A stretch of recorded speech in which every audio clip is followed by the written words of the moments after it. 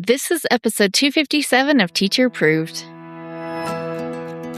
You're listening to Teacher Approved, the podcast helping educators elevate what matters and simplify the rest. I'm Heidi. And I'm Emily. We're the creators behind Second Story Window, where we give research-based and teacher-approved strategies that make teaching less stressful and more effective.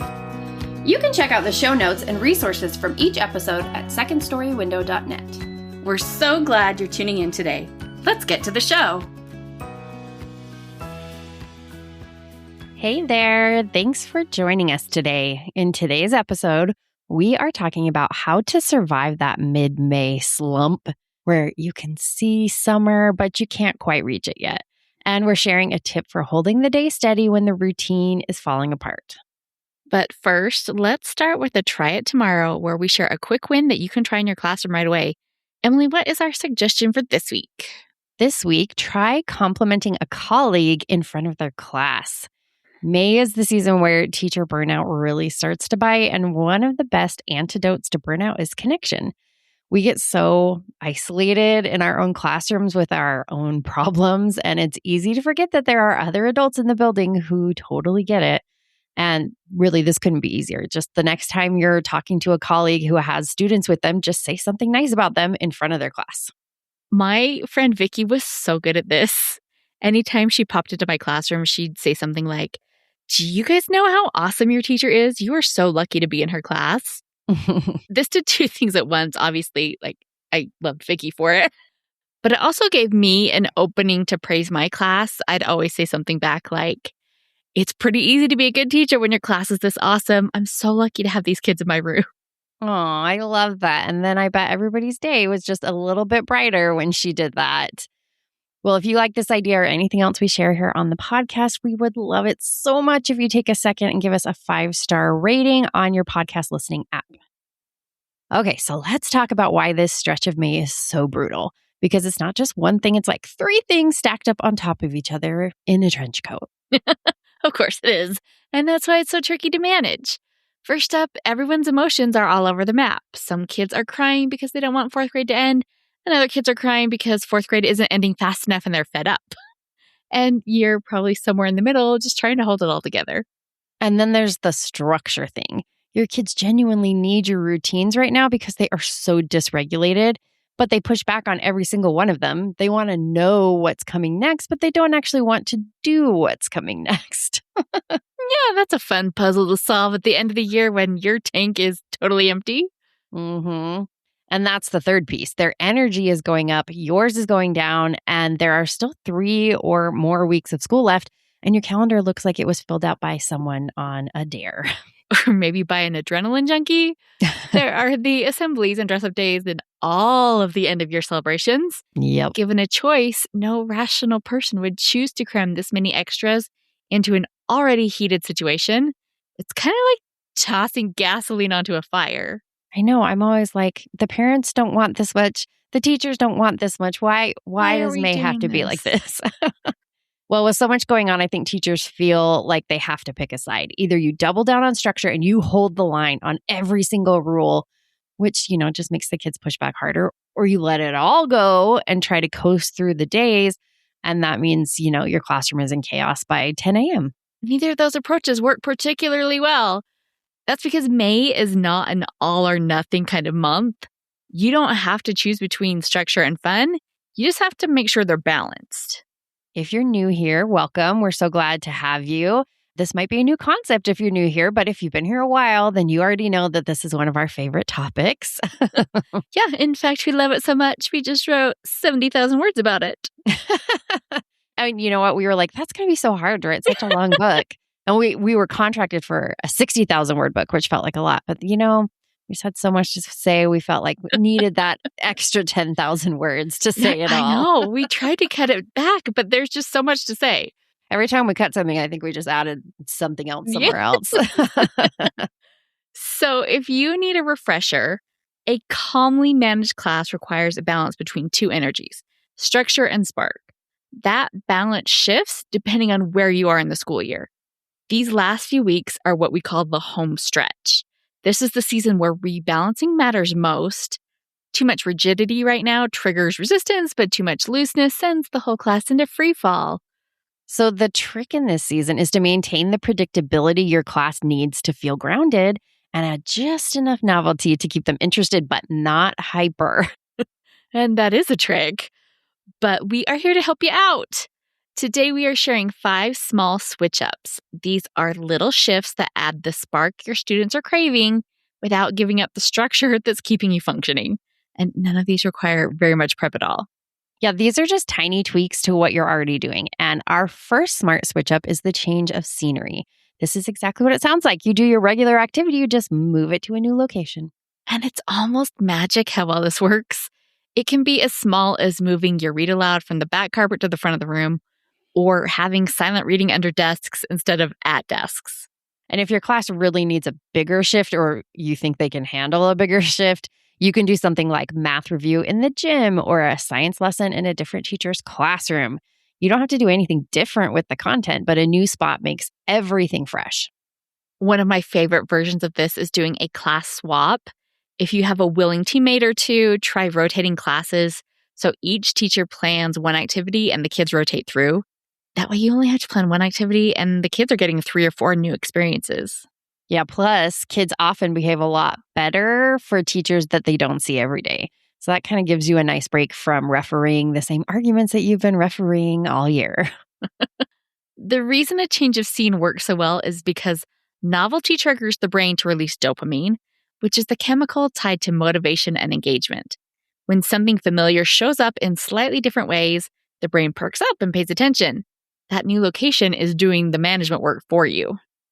Okay, so our second switch up is playing the favorites. This is just bringing back the hits from earlier in the year. This one is so underrated.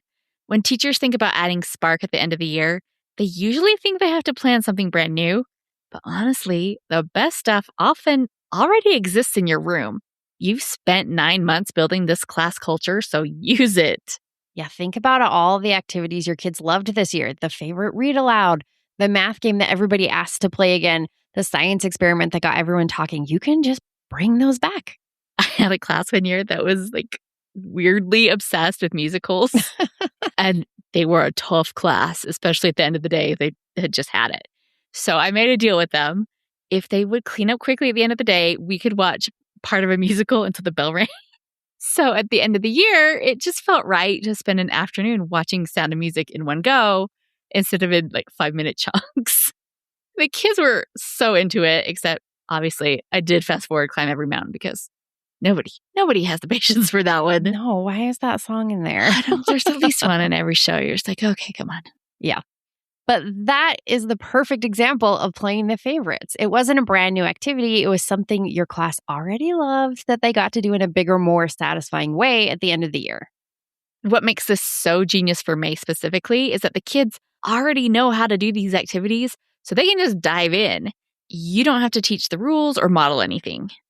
And while the kids are busy, you get a pocket of prep, which means you can pack a bin or grade a stack of papers. That's the kind of hack you need at the end of the year. So as you were thinking about your last weeks, think back over the year. What activities did your kids ask to do again? What lit them up? Don't reinvent the wheel. Just use the wheel you already have. Our third switch up is one a lot of teachers don't think about, and it's a really fun one. Give your students a peek at what they'll learn next year. I love this one because it taps into something kids really want, which is to feel like they're growing up. By May, they have been in your grade all year. They want to know what's next, and they want to feel like the big kids. So go peek at the curriculum for the grade above yours and pick something that has a natural wow factor. So if you teach second grade, maybe you do a mini lesson on cursive. If you teach third grade, maybe you introduce 2-digit multiplication. If you teach fifth grade, maybe you give them a taste of middle school science. To really boost the buy-in, present it with some fanfare. You can say something like, you guys have learned so much. I think you're ready for something kids usually don't see until next year. That kind of framing just turns this lesson into a whole event. Yeah, and it raises the level of concern in the room in a good way because suddenly the kids are leaning in like, ooh, this is something I'm going to need. And they pay closer attention because the stakes feel important. Just make sure that those stakes aren't causing any anxiety. Yeah. Frame it as a sneak peek, not as a preview of how hard things are going to get. And also be considerate of next year's teacher. You don't want to step on their toes by going too deep into a topic that they're going to teach in the fall. Just stick to introductory, hands-on stuff. The goal is to spark curiosity, not to teach mastery. So a really good example of this is multiplication tricks. Kids think they're so cool, but if you teach a bunch of shortcuts before they've built the conceptual understanding, you're going to undermine the work that next year's teacher is trying to do. So keep it light. You're not responsible for teaching this, so just enjoy the fun part of it. And if you don't want to deep dive into one topic, you can also just do a broader sampling. Pull up the curriculum for next year and let kids preview a bunch of different things. Let them share what they already know about each one and what they're excited to learn. This is one of those switch-ups that delivers structure and spark at the same time. There's spark because it's new and exciting and a bit of a mystery. And there's structure because the kids naturally lean in when they realize that this content actually matters. Okay, switch up number 4 is team up time. And this one solves a really specific May problem, which is that kids are dying for social interaction right now. Yeah, they pretty much want to talk nonstop. But you can't just let them sit in a corner and chat. Although that's probably tempting. So we need a structured outlet for that energy. One of the best ways to do this is to team up with a class in a different grade. Reach out to a teacher friend, ideally one whose class is 2 or 3 grade levels different from yours, and see if they'd be interested in partnering with your class. When I taught 2nd grade, my friend Angela taught 5th, so it worked out really well for our classes to partner up. My kids would bring math games or books to read with their buddies, and then Angela and I got a chance to hang out for a few minutes. And what's so great about this is that it satisfies the social hunger without the chaos that usually comes with it. The older kids show up to those buddy sessions like little mentors. They want to be impressive role models, and the younger kids want to impress them right back. So they're on their best behavior because they're trying to seem grown up. Plus, it has real academic value. The little kids get one-on-one support, which is hard to come by in any classroom. And the older kids get a chance to review skills that they may not have practiced in a while. Even a 5th grader can use some more time with subtraction facts and reading fluency. One important tip if you do this, be sure to assign the buddies. Do not let the kids pick. Otherwise, you're going to have somebody standing alone and then you'll feel terrible. So make a pairing list ahead of time so you can pair kids strategically based on social and emotional needs. And a really nice bonus of team up time is that kids who struggle with behavior in your room often shine in this setting. Because the dynamic is different, they get to be the helper. And this can really be such a confidence boost for kids who don't usually get to feel that. Okay, our last switch up is little freedoms. Loosening one low stakes rule can make your students feel like they got handed the keys to the castle. And this one is maybe the most counterintuitive on the list, but stick with this. It seems like relaxing a rule will just make everything fall apart, right? But that is genuinely not what happens as long as you do it strategically. Yeah, the strategy is the most important part here. Start with something that has insignificant impact on your routine. So if your normal rule is no toys at school, maybe you say you can bring a small stuffed animal or a fidget for your desk tomorrow. Even if the rest of the day is completely ordinary, that one little freedom feels like a treat. If you are relaxing a rule in one place, you need to fortify the structure around it, make the boundaries clear. Maybe the stuffies only come out during quiet reading time, or you can read aloud to your stuffy for fluency practice. The parameters make sure that freedom feels fun. If you try this one, make sure to set limits on what they can bring. So no electronics, nothing expensive or irreplaceable, because you do not want to be the reason that Dylan loses his beloved teddy bear that he sleeps with every night. Yeah, his parents aren't going to thank you for that. No. And you also don't want to have somebody's Switch mysteriously disappear from their backpack. Oh, gosh, yeah. Your classroom rules exist for a reason. So if you are deciding to relax a rule, you have to account for all of the potential side effects. Yeah, somehow it takes a lot of extra rules to support one relaxed rule, which feels a little funny, but it works because it gives kids that taste of freedom that they're craving without giving up control. Another easy little freedom is loosening hallway expectations, not in a crazy way. We don't do crazy hallway here. No. But you can let the line leader pick a silly walk as long as everyone stays silent. Or turn the hallway into a freeze game. When you turn around, everyone has to pose like a statue. Instead of relaxing a rule, you can try implementing a new rule. But this rule is meant just for fun. So growing up, because we're old, we watched Pee-wee's Playhouse on Saturday mornings. And Pee-wee always had a secret word. And whenever you heard it, you were supposed to scream. I always tried so hard to remember the word after the episode was over, but no luck. Memory like a sieve, even when I was 8. But you can apply the same principle in your classroom. Yeah, but not with the screaming part. Yeah, no screaming. Do something like maybe take a nod from Finding Nemo and have a class call and response. So anytime the teacher says shark bait, the class says, ooh ha ha. That's such an easy way to add some whimsy to the day. The only catch is remembering that you have to say shark bait a few times a day. Yeah, maybe you need to set a little alarm on your phone to remind you to do it. If you decide to try offering some little freedoms, stick to one relaxed rule at a time. Don't loosen everything at once or it really will fall apart. And frame it as a privilege that the kids earned through being responsible. Be willing to pull back if things get wild. So those are our 5 smart switch ups for the messy middle of May. Change of scene, play the favorites, peek ahead, team up time, and little freedoms. That's how you keep structure and spark balanced in May. And if this topic was helpful, you are going to love our new book. It's coming out in August, and it will walk you through how to reset the balance between structure and spark all year long. The book is available for pre-order, and we would love your support. If you've gotten value out of these conversations here on the podcast, pre-ordering our book would be a great way to support us. Every author says that, but it is so true. The pre-orders really do make a big difference for authors. And as a bit of spark to the structure, we have some really fun pre-order bonuses on the way, and we will tell you more about those soon. Yeah, and if you've already pre-ordered, you'll still get all the bonuses after, so don't worry. There is a link in the show notes if you're ready to pre-order, and a huge thank you in advance to anyone who does. It really means so much to us. Now for our teacher-approved tip of the week, where we share an actionable tip to help you elevate what matters and simplify the rest. This week's teacher-approved tip is to protect your morning routine. Let's talk about it, Heidi. Oh, this is so important. We just spent the whole main segment talking about adding spark to the day, and now we're saying, but wait, not in the morning. Mornings set the tone for the whole day. If you start the day with too much excitement, that energy keeps climbing until it crashes, usually around 10:30, in the form of a meltdown over a missing pencil. Your students need predictability more than ever right now because they are so dysregulated. The kids who resist structure are usually the ones who need it the most. And the morning is the anchor for all of those swaying nervous systems.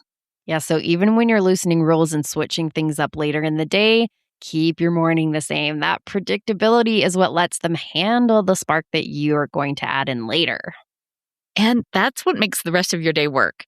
If the morning is steady and predictable, then the change of scene later feels like a fun shift instead of just one more thing in a chaotic day. Right. To wrap up the show, we are sharing what we're giving extra credit to this week. Emily, what gets your extra credit? I'm giving extra credit to the Miracle Foot Cream that I got, except it's not called that. It doesn't even have a name. It's just like a grocerism is the. No, it's just not like a name brand. It's just like a cheap brand on Amazon. It says grocerism is the name. But Grocerism? Grocerism, yep. Okay. It is 40% urea cream, which sounds like, oh, that might be spicy. It's not spicy at all. It just feels like a nice lotion, and it's got a little bit of salicylic acid in it and a couple of other things like aloe vera and stuff. And you put this thing on at night and you will have soft feet in the morning. I'm not even joking. Oh, okay. I've been using it on the back of my 10-year-old's arms too, because she's got the keratosis pilaris problem. Hers is getting pretty bad. And so we put that on, and the next day it already was a ton better. So check it out. It works good. Okay. I'm sure there'll be a link in the show notes. There will. What are you giving extra credit to, Heidi? I'm giving extra credit to the 3 Wins app. I think this is only on iPhone, so apologies to Android users. But I've been using this for a couple months now, and I love it. So the idea is that I think it's set up where, at the start of the day, you pick the 3 most important things you want to get done in that day. And then at the end of the day, you come back and you say whether or not you've done those. But I use it just at the end of the day to make a list of everything I managed to get done. And as someone who struggles with productivity guilt, this has been a game changer because it's so easy. So I just go through it. I list everything I got done, Because sometimes you get to the end of the day and you see everything you didn't get done, or what you feel like you got done isn't enough. Or you just take for granted all the little things you did, like, getting a load of laundry done or putting the groceries away. Like once you start listing it out, it's just been such a huge relief to me to be like, oh, I'm crushing it. I am really doing so much here. And if you check off all the wins for the day, you get confetti. So that's extra fun. It's like, now that you're a Libby user, you'll have to know this, that if you return a book early, they pop up a little bouquet on the screen. And if you click that, then it shoots all these flowers. That I didn't even know this until a couple months ago. I was returning books early and not getting a celebration. Well, yeah, you've missed out. Yes, but I will check this out, because it's not, usually at the end of the day, I'm like, what did I even do today? Even though I know I did stuff, and it's way easier to just focus on all the things you didn't get done. Yep. I used to have a journal that I would try and write in, but I just couldn't keep up with it. But when it's so easy on my phone. So yes, exactly. I give this 5 stars. That is it for this week. May is a tug of war between holding on and letting go. And the way through that middle stretch is not to pick a side, but to rebalance. Try one switch up this week and see what happens. We'd love to hear which one you tried, so come find us on Instagram at Second Story Window, and that's with the 2. And don't forget to subscribe so you never miss an episode. We will see you next week. We hope you enjoyed this episode of Teacher Approved. I'm Heidi. And I'm Emily. Thank you for listening. Be sure to follow or subscribe in your podcast app so that you never miss an episode. You can connect with us and other teachers in the Teacher Approved Facebook group. We'll see you here next week. Bye for now. Bye.